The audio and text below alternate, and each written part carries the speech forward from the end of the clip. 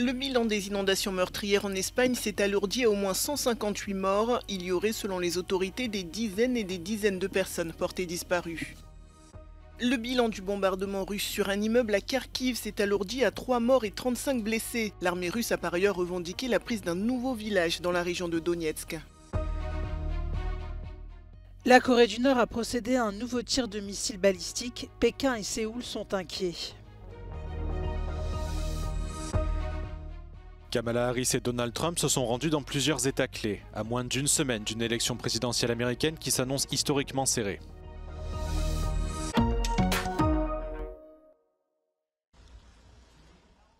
Face à des dégâts d'une ampleur historique, ces habitants de la région de Valence se sont lancés dans une vaste opération de nettoyage. Les pluies diluviennes ont plongé des villes entières dans le chaos. Depuis cette catastrophe, le gouvernement régional est sous le feu des critiques. Des voix s'élèvent contre le temps de réaction des autorités jugées trop lent. Certains sinistrés affirment même ne pas avoir reçu d'alerte. A media tarde, de pronto, sin que lloviera ni nada, dijimos ¿qué está pasando? Y fue una avalancha de agua que inundó absolutamente todo. Se convirtió todo lo que estáis viendo en una especie de pantano con ríos que eran las calles que bajaba absolutamente el agua a toda la velocidad, sin que nadie nos hubiera dado el más mínimo aviso. Selon le gouvernement espagnol, des dizaines de personnes sont toujours portées disparues après ces inondations meurtrières et le bilan ne cesse de s'alourdir. Au moins 158 personnes sont mortes. 2 jours après ce drame, des milliers de personnes sont toujours sans eau courante ni électricité. Il s'agit de la pire catastrophe causée par des inondations en Espagne depuis plus de 50 ans.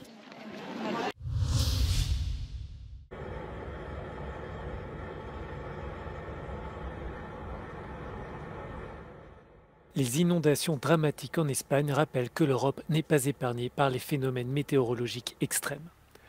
Selon un rapport de l'Imperial College de Londres, 3 de ces événements les plus meurtriers au cours des 20 dernières années ont frappé le continent. Le document fait un lien entre le changement climatique et l'intensification de ces événements et le risque de voir davantage de victimes.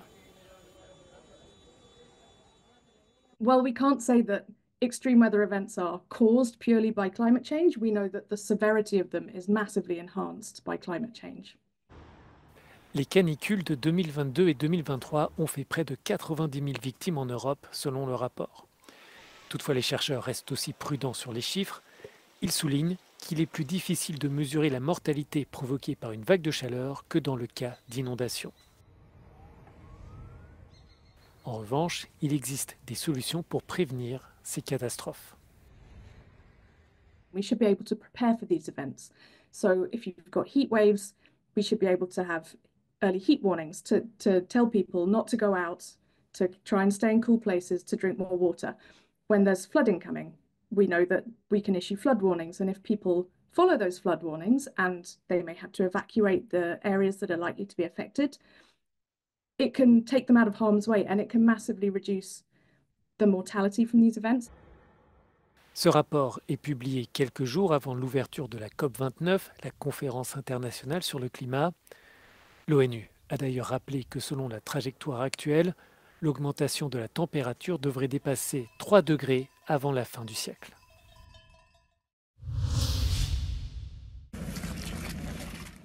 Cette femme prise en charge par les secours fait partie des 35 personnes blessées dans un bombardement russe mercredi soir à Kharkiv.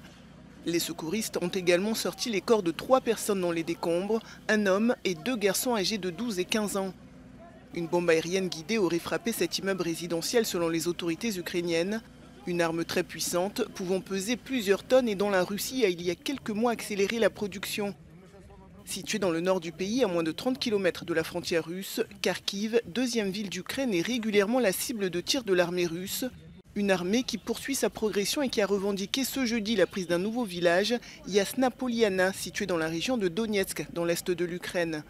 Selon l'état-major ukrainien, 145 combats entre Russes et Ukrainiens seraient en cours à Donetsk. Face à l'avancée russe et la possible implication de soldats nord-coréens, les États-Unis et la Corée du Sud ont demandé à la Corée du Nord de retirer ses troupes présentes en Russie. Selon Washington, environ 10 000 soldats nord-coréens seraient présents sur le sol russe. Alors que les pays occidentaux s'inquiètent d'un rapprochement entre la Russie et l'Iran, le chef de la diplomatie russe s'est exprimé sur le sujet ce jeudi. Présent à un forum sur la sécurité à Minsk, au Bélarus, Sergueï Lavrov a confirmé un rapprochement dans le domaine de la défense sous la forme d'un traité entre les deux alliés. Серьезным фактором в укреплении российско-иранских отношений станет готовящийся договор о всеобъемлющем стратегическом партнерстве между Россией и Ираном. Договор, как я сказал, готовится к подписанию в ближайшее время. Там будет затверждено стремление сторон к более тесной кооперации в области обороны и к взаимодействию в интересах мира и безопасности на региональном и глобальном уровнях.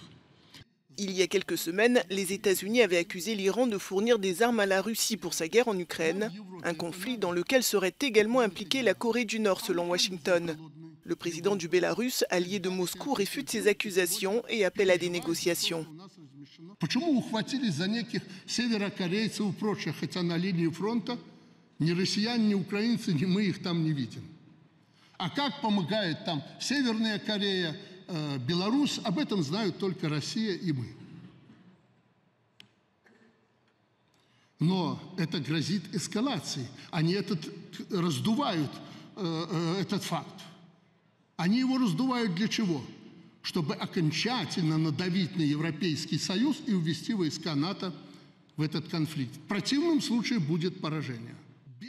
Le chef de la diplomatie hongroise, également présent à ce forum, s'est montré très critique envers la politique étrangère de l'Union européenne et a plaidé, comme Viktor Orban, pour maintenir le dialogue avec la Russie et le Bélarus. Une ligne de conduite prônée par Viktor Orban et qui est source de tensions entre Bruxelles et Budapest. Например, в том виде, как они были изложены. Un nouveau missile balistique intercontinental a été lancé jeudi par la Corée du Nord. Cet essai a enregistré une hauteur et une durée de vol record en un an. La Corée du Sud et le Japon ont tous deux détecté le tir qu'ils soupçonnent d'être une nouvelle arme plus agile visant à menacer la partie continentale des États-Unis. Le porte-parole du chef de l'état-major interarmé de la Corée du Sud a également mis en garde contre la possibilité que la Russie fournisse du matériel et des informations à la Corée du Nord. 오늘 07시 10분경 군사정찰 위성 발사체의 기술 이전을 하는 것은 뭐 그런 가능성 보도가 많이 나왔었는데 이번 그런 ICBM에 대해서는 이미 개발이 상당 부분 진척이 되었고 또 뭐 많이 완성을 했기 때문에 굳이 뭐 러시아가 정보나 자료 기술을 제공했을지는 좀 의문이 있습니다.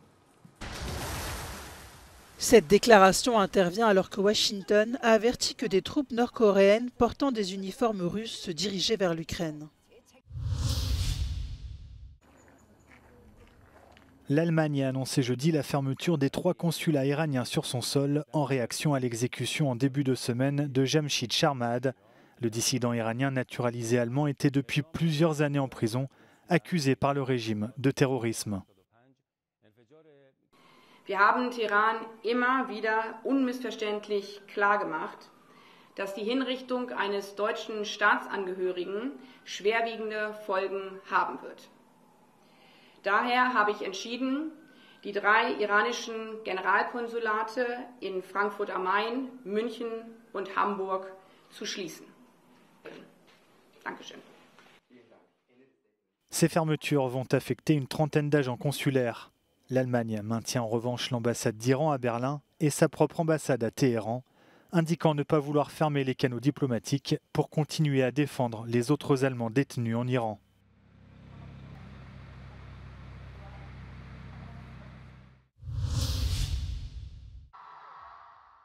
À moins d'une semaine de l'élection présidentielle américaine, Kamala Harris et Donald Trump se sont rendus dans plusieurs États clés pour rassembler leurs électeurs avant un scrutin qui s'annonce particulièrement serré. En début de semaine, plusieurs prises de parole de Kamala Harris ont été interrompues par des manifestants pro-palestiniens qui reprochent au programme de la candidate démocrate sa continuité avec la politique pro-israélienne de Joe Biden. Face à ces accusations, Kamala Harris a déclaré aux électeurs du Wisconsin qu'elle cherchait un terrain d'entente avec ses détracteurs. Unlike Donald Trump, I don't believe people who disagree with me are the enemy. He wants to put them in jail. I'll give them a seat at my table. De son côté, Donald Trump a profité de la récente déclaration du président Joe Biden qui a qualifié d'ordure les partisans du candidat républicain. En réponse, Donald Trump a endossé un gilet de sécurité avant de monter à bord d'un camion poubelle à Green Bay dans le Wisconsin. Joe Biden should be ashamed of himself if he knows what he's even doing, and she should be ashamed because she shouldn't let him do it. She's the vice president, but I assume she's acting as the president. She should never have let that happen. I hope you enjoy this garbage truck. Les deux candidats se sont également arrêtés en Caroline du Nord, un État historiquement républicain qui pourrait s'avérer crucial pour le scrutin du 5 novembre. Kamala Harris s'est par ailleurs rendue à Harrisburg, en Pennsylvanie, où elle a exhorté les électeurs à se rendre aux urnes le plus tôt possible.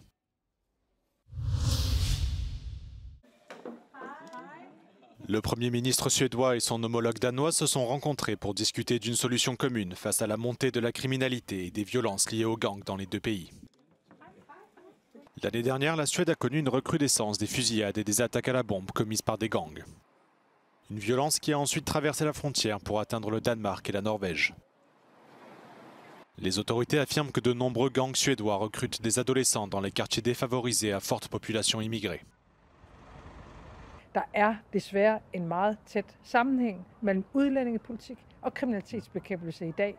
Fordi når vi kigger på både den organiserede kriminalitet, når vi kigger på vold, når vi kigger på narko, så der en overrepræsentation i Danmark og i Sverige, især med unge mænd med ikke-vestlig baggrund. Og det uholdbart. En août de cette année, le Danemark a annoncé un renforcement de ses contrôles frontaliers avec la Suède pour lutter contre les gangs. Depuis le début de l'été, les violences ont fait 3 morts et 25 attaques ont eu lieu à Copenhague et à Malmö, selon les autorités.